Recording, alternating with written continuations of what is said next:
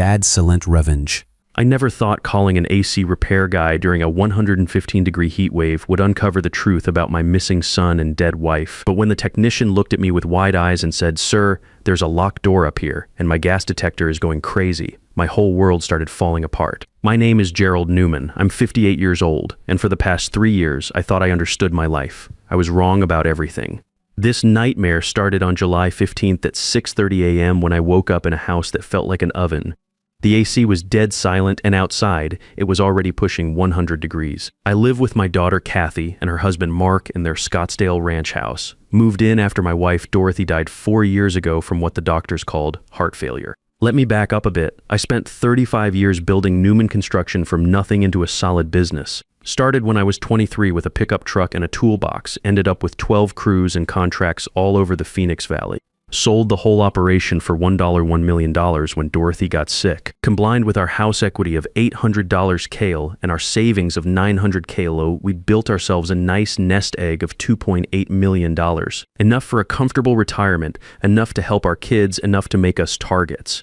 Dorothy and I had been married 38 years when she started getting headaches in the spring of 2019. At first, just little complaints here and there. "Must be the stress of your retirement, honey," she'd say, rubbing her temples while we watched the evening news. Then came the fatigue that knocked her flat after simple errands like grocery shopping. I urged her to see doctors. She went through every test you can imagine, blood work, brain scans, even saw a neurologist. Everything came back normal. They chalked it up to aging, maybe early hypertension, prescribed rest, and a low-sodium diet. Looking back now, knowing what I know, those doctors never tested for the one thing that was actually killing her. Around that same time, our air conditioning started acting up. This was our home on Camelback Road, the house we'd lived in for 20 years. When you live in Arizona, AC problems aren't just inconveniences, they're emergencies. I called a few repair companies, but Mark insisted on handling it himself. "I'm an HVAC engineer, Jerry," he reminded me with that confident grin of his. "Save yourself a few $100, I'll have it running like new." Mark had married our daughter Kathy the year before, in 2018. Seemed like a decent guy, stable job. Treated Kathy well, was great with their daughter Rachel. He'd grown up in Phoenix, went to ASU for mechanical engineering, specialized in heating and cooling systems. Made good money, around $75 kale a year, which was solid for a young guy just starting out. What I didn't know then was that Mark had problems, big problems. While I was trusting him to fix our AC, he was burning through money on online poker and sports betting. Not just pocket change either. We're talking about $150 a night, sometimes more. By the time he married Kathy, he was already into some dangerous people for serious money, but I'm getting ahead of myself. In November 2019, I woke up to find Dorothy lying still beside me. She'd passed away in her sleep. The medical examiner ruled it heart failure. I was devastated but didn't question it. Dorothy had been tired for so long, complaining about feeling weak. I thought her heart had simply given out. The funeral was beautiful. Mark and Kathy organized everything, handled all the details while I sat in a fog of grief. Our son Nate was harder to reach for the service. He'd moved to Seattle years earlier, working construction on big commercial projects. Dangerous work, but it paid well. He was pulling down 95 calico a year as a foreman on high-rise builds. He made it home for Dorothy's memorial, stayed a week helping me go through her things, then flew back to Seattle. That was the last time I saw him in person, though we talked on the phone every few weeks. By early 2020, I was rattling around alone in that big house. Every room reminded me of Dorothy. The silence was unbearable. In May, Kathy suggested I move in with them.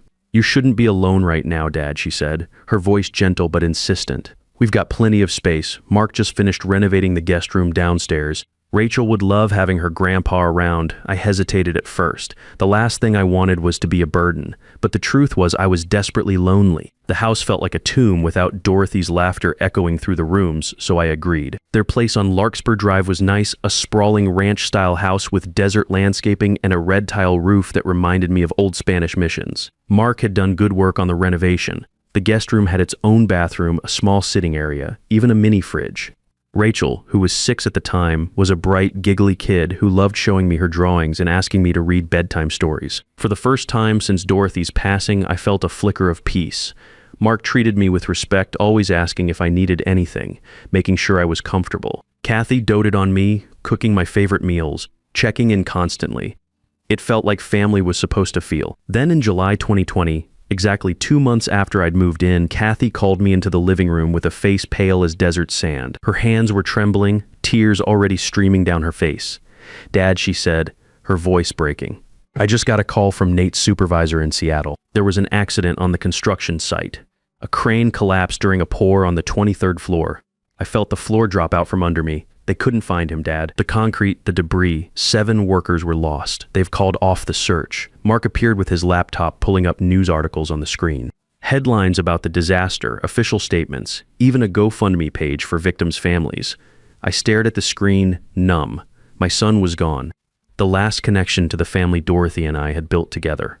We held a memorial service without a casket, buried an empty box beside Dorothy's grave under that same scorching Arizona sun. I remember standing there, staring at the 2 headstones side by side, thinking I'd lost everyone I loved most. At 56 years old, I felt ancient and hollow. The years that followed blurred together like a heat mirage on asphalt. I fell into a quiet routine, helping Rachel get ready for school in the mornings, spending afternoons reading or watching old Western movies, having dinner with Mark and Kathy each evening. They were patient with my grief, understanding when I'd suddenly go quiet or excuse myself to sit alone in the backyard. Mark continued to be attentive, always asking if I needed anything. He'd bring me coffee in the mornings, help me with doctor's appointments, even taught me how to use Netflix on the big screen TV. Kathy's love felt unwavering, but sometimes late at night I'd hear strange sounds from above my room, scratching noises, like something moving around in the walls. Occasional footsteps that seemed too heavy to be Rachel playing upstairs. Once a low thud that made me sit up in bed, listening. I mentioned it to Kathy the next morning over breakfast. "Oh, that's just the attic," she said, laughing as she poured orange juice for Rachel. "We've got mice up there. Mark's been meaning to set traps." Another time, I heard what sounded like water running through old pipes at 2 in the morning. Mark assured me it was just the plumbing settling. "This house is almost 15 years old, Jerry," he said with that confident smile. "Things creak and groan. Nothing to worry about." I believed him. Why wouldn't I? Mark was an HVAC engineer.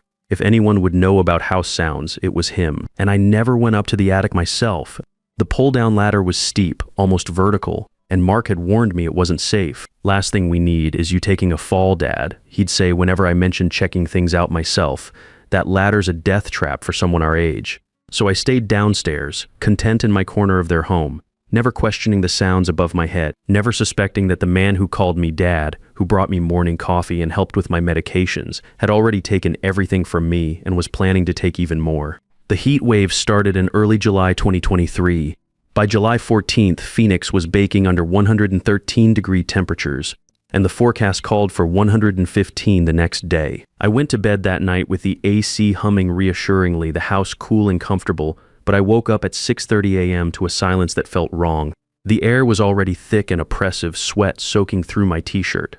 I checked the thermostat in the hallway, 89 degrees inside and climbing. The system was completely dead. I tried calling Mark first. His phone went straight to voicemail after 2 rings. I tried again, same result.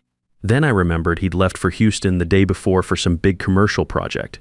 His phone must have died overnight, or maybe he was already in meetings. Kathy was gone too, visiting her mother in Tucson with Rachel. They weren't due back until late afternoon. I was alone in a house that was rapidly turning into an oven.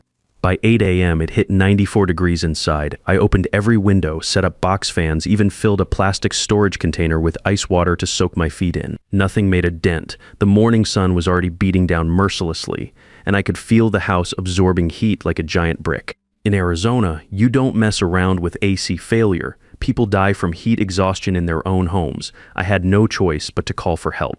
I found Desert Cool HVAC online, good reviews, 24-hour emergency service, reasonable rates. The dispatcher assured me someone would be there within an hour. "We understand the urgency, sir," she said. "Stay hydrated and find the coolest room in your house. Help is on the way." Vincent Parker arrived 45 minutes later in a white van with Desert Cool HVAC painted in blue letters on the side. He was younger than I expected, maybe late 20s with sandy brown hair and confident handshake. Reminded me of the young guys I used to hire for construction crews, eager, capable, ready to solve problems. "Vincent Parker," he said, shaking my hand firmly. 8 years in the HVAC business. I've seen just about every air conditioning problem you can imagine. I liked him immediately. There was something reassuring about his confidence, the way he immediately got to work checking the obvious problems first. He spent about 15 minutes outside with the condenser unit, testing electrical connections, checking refrigerant lines, examining the compressor. When he came back inside, he was wiping sweat from his forehead and shaking his head. Compressors running fine, no refrigerant leaks, electrical connections, all solid, he reported. Whatever's wrong with your system, it's not happening outside. He looked up toward the ceiling, then back at me. Your air handler, that's up in the attic, right? I nodded, feeling that first small flutter of unease. Mind if I take a look up there? I'll need to check the unit itself. Maybe the ductwork. He pulled his tool bag from the van along with a flashlight and a small handheld device that beeped softly when he turned it on. Gas detector, he explained, noticing my curious look. Standard safety equipment. Carbon monoxide, natural gas leaks, that sort of thing. Better safe than sorry, especially in older systems. I hesitated for a moment. Mark's voice echoed in my mind. All those times he told me the attic was off limits, that the ladder was dangerous, that it was just storage and HVAC equipment up there. But standing in a house that felt like it might melt around me. Mark's warnings seemed less important than the unbearable heat. Go ahead, I said. Do whatever you need to do. Vincent walked to the hallway where the attic access was located. He pulled the cord, and the folding stairs unfolded with a metallic groan that seemed louder than usual in the stifling air. He tested the first step, then started climbing his tool bag slung over one shoulder. I heard his footsteps above me, muffled but distinct against the wooden flooring of the attic. Then, after a few minutes, the sound stopped, just silence. I stood at the base of the stairs, staring up into the dark opening above. 5 minutes passed, then 10. The house was getting hotter by the minute, and I was starting to worry. What could be taking so long? I considered calling up to him, but stopped myself. Maybe the problem was more complicated than he'd expected. Maybe he was having to trace ductwork or check multiple components. I'd worked construction long enough to know that sometimes the simplest problems had the most complex solutions. 15 minutes had passed when my phone vibrated with a text message. Vincent's name appeared on the screen. I opened it, expecting an update about parts needed or repair time. Instead, the words on the screen made my blood run cold. Sir, there's a locked door up here and my gas detector is going off. You need to come see this. I stared at that message, reading it twice, then 3 times. A locked door in the attic. Mark had never mentioned any door. For 3 years, whenever I'd asked about the strange sounds, he'd told me it was just storage boxes. Old furniture, HVAC equipment, nothing about a room. Nothing about a lock and the gas detector. Why would there be gas in the attic? My hands started shaking as I typed back. What do you mean a locked door? The response came immediately. You need to see this yourself. Please come up. This isn't normal. I looked at the narrow ladder, its steep angle disappearing into darkness above. My knees already ached just thinking about the climb. But Vincent's message sounded urgent, almost alarmed. I took a deep breath, gripped the sides of the ladder, and started up. Each step felt unsteady, the metal rungs heating up from the attic air above. By the time I reached the top, sweat was pouring down my face. The attic air hit me like opening an oven door, hot, stale, and oddly metallic. The space was smaller than I'd imagined, with a sloped ceiling that forced me to duck in most places. Vincent's flashlight provided the only illumination, casting long shadows across the wooden beams and ductwork. He was standing near the far wall about 20 feet from the access opening.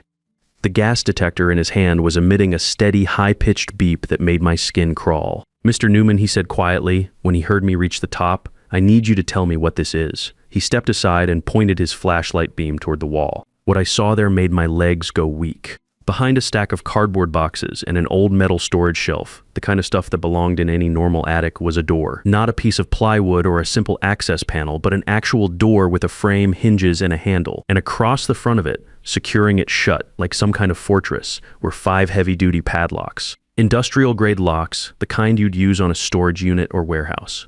I felt the world tilt beneath me. I reached out and grabbed the nearest support beam to keep from falling. I don't know, I managed to say, my voice coming out as a croak. I've never been up here before. Mark always said it was dangerous, that I shouldn't. Sir Vincent interrupted, his voice calm but tense. My detector is picking up carbon monoxide, high levels. And look at this. He led me toward the air handler, the main unit that heated and cooled the house. The metal casing had been tampered with. I could see fresh scratches around the seams, and one access panel was slightly askew, like someone had been working on it recently. Vincent knelt down and pried the panel open with a screwdriver from his tool belt. Inside, I could see the familiar components, wires, coils, and the heat exchanger that warmed air during Phoenix's brief winter months. But what caught my attention were the holes. Small, deliberate holes drilled through the metal of the heat exchanger. They weren't accidental damage or normal wear. They were precise, intentional, and they definitely hadn't been there when the unit was manufactured. "This isn't a malfunction," Vincent said, standing up and facing me. "Someone sabotaged this system. These holes let carbon monoxide leak into your ductwork every time the heating system runs." He pointed toward a series of dampers near the main trunk line, metal flaps that controlled airflow to different parts of the house. "And based on what I'm seeing with these dampers, most of that poisoned air isn't going to every room in the house. It's being directed to 2 specific places." He paused, letting that sink in. "Your bedroom downstairs, and whatever's on the other side of that locked door." My mind was racing, trying to process what he was telling me. Someone had deliberately damaged our heating system to pump poison into specific rooms. Mark had worked on this system multiple times over the years. Mark was the only one who came up here regularly. Vincent moved closer to the mysterious door, the gas detectors beeping getting more rapid and urgent. He pressed his ear against the wood and listened intently. After a moment that felt like an eternity, he turned back to me with an expression I'll never forget. "Mr. Newman," he said softly, his voice barely above a whisper. "There's someone breathing in there." I couldn't move. My legs felt like they were bolted to the attic floor. Vincent's words echoed in my head, someone breathing in there, but my mind refused to accept it. A locked room in the attic with 5 industrial padlocks, and someone inside. Vincent approached the door cautiously, the gas detector beeping frantically in his hand. He knocked once, firmly but not aggressively. "Hello? Can you hear me?" His voice was calm, professional. "If you're in there, make a sound. Tap on the door. Anything?" Silence. He knocked again, louder this time. "My name is Vincent. I'm here to help. If you can hear me, please respond." Still nothing. I stepped forward on unsteady legs and pressed my ear against the rough wood. At first, all I could hear was my own heartbeat hammering in my ears. But then, faint and irregular, I caught it, a rasping, labored breathing sound. There, I whispered to Vincent, "Do you hear that?"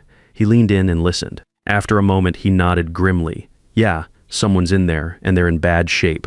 I pulled back and raised my voice, trying to keep it steady. "Hello? Can you hear me? If you're in there, say something. We're gonna help you." Nothing but that same struggling breath.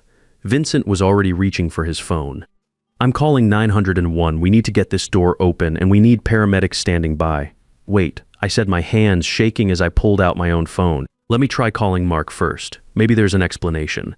I dialed his number with trembling fingers. It rang once, twice, then went to voicemail. That calm, confident voice. "You've reached Mark Thompson. Leave a message and I'll get back to you." I hung up and tried again. Same result. A third time. Nothing. Mark always answered his phone, always, unless he already knew what we'd found. "Please." I called through the door, my voice cracking with desperation. "If you can hear me, just try to say one word. Anything." For a long moment, there was nothing. Vincent had his phone halfway to his ear, ready to dial emergency services.